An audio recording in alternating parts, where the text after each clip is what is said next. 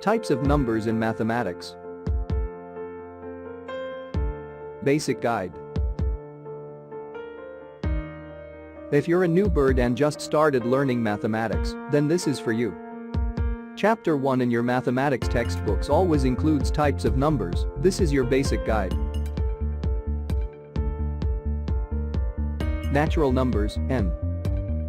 Natural numbers are positive integers, counting numbers, or natural numbers. Egg.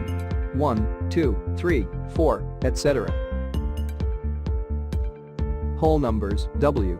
Whole numbers are the set of natural numbers, plus 0. Egg.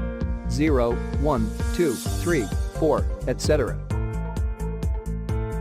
Integers, Z. Integers are the set of whole numbers along with all the negative ones. Egg. -2, -1, 0, 1, 2, etc. Rational numbers, Q.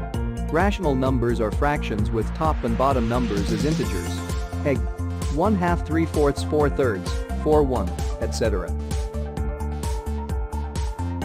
Real numbers.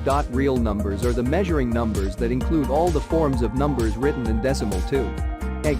0.5, 0.75, 2.35, etc. Thanks for watching the video.